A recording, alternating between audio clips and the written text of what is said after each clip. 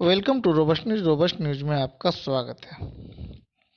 आज हम बात करेंगे जो कि आज आम और भारत में सबसे चिंताजनक विषय है। आप समझ ही गए होंगे, वो है हिजाब। हिंदू और हिजाब। आप भी सोचेंगे कि ये रोबस्ट न्यूज वाले कहाँ से अटपटा सा बिंदु लेके आ गया है, अटपटा सा बात लेके आ गया है। तो चलिए आज इसी विषय पर हम विचार करेंगे, क्योंकि हिजाब यानी नकाब पहनने वालों पर इंडिया में बहुत ज़बरदस्त जुल्म हो रहा है। भला हिंदुओं का हिजाब से क्या लेना देना, एक सवाल है। लेकिन आजकल दिखाई यह पड़ रहा है कि हिजाब सबसे ज़्यादा फिक्र की वजह हिंदुओं के लिए है।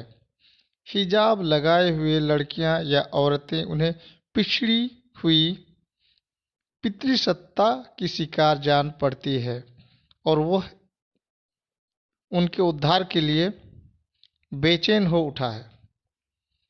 ठीक वैसे ही जैसे उसका दिल 3 तलाक की शिकार औरतों के लिए दुखता था।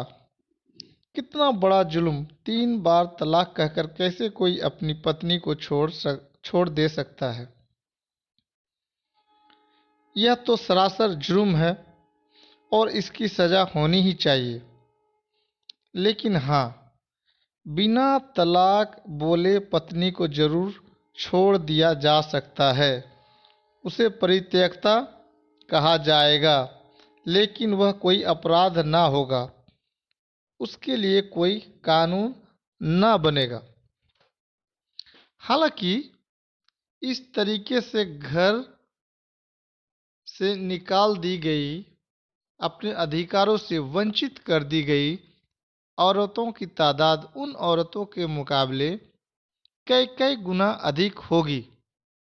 लेकिन उसके लिए न्याय इंसाफ की ना तो व्यवस्था है, ना कोई आंदोलन। कोई प्रधानमंत्री अपने चुनावी भाषण में इन औरतों के लिए इंसाफ का वादा नहीं करता, क्योंकि इस तरह से छोड़ी गई, निकाली गई औरतें हिंदू हैं। उन्हें छोड़ने वाले पति हिंदू हैं। अभी हिंदू मुसलमान औरतों को इंसाफ दिलाने में व्यस्त है, बिजी हैं।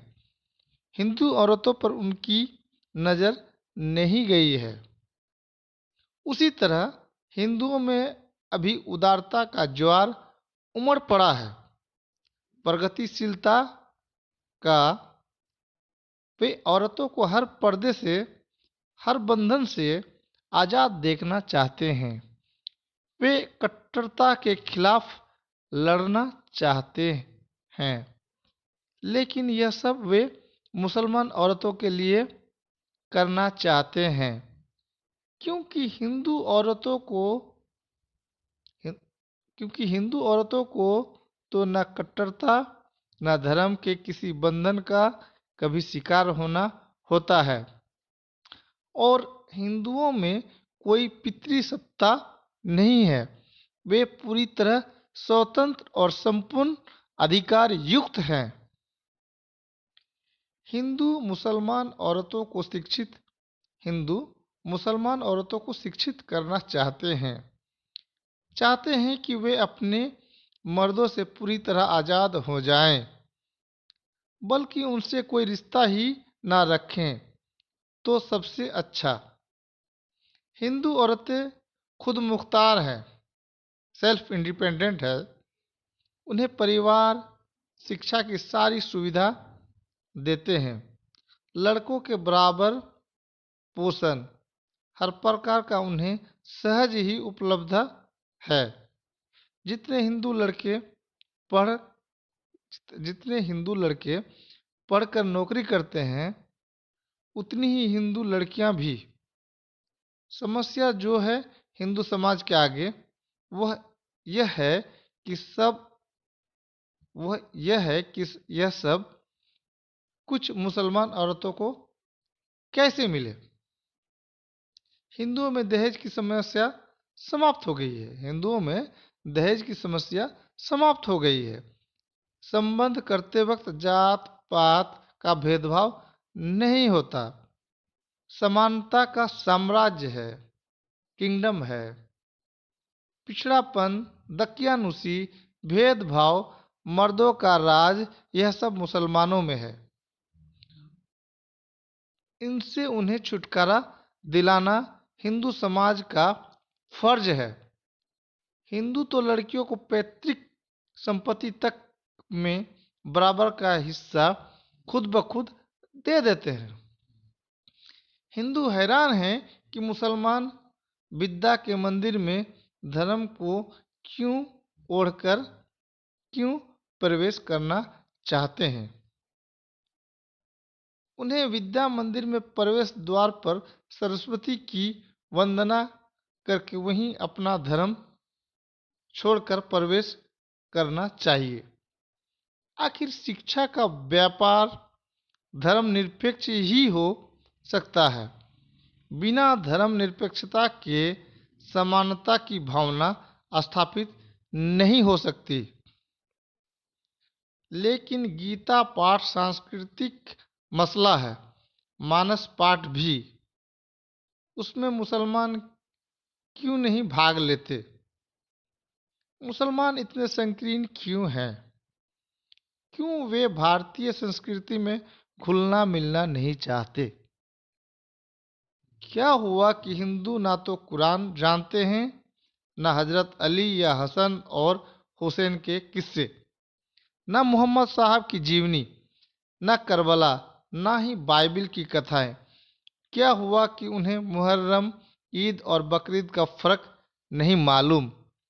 यह सब बाहरी दुनिया की बातें हैं। उनसे हिंदुओं को क्या लेना देना? हिंदू तो स्वतः स्वभावतः उदारचेता व्यापक चित्त का स्वामी है। क्या किसी और धर्म में वसुधैव कुटुंब जैसी कहावत है? मुसलमानों को धर्मनिरपेक्ष होना सीखना चाहिए। हिंदुओं को धर्मपरायण होना चाहिए। मुसलमान औरतों को आधुनिक होना चाहिए।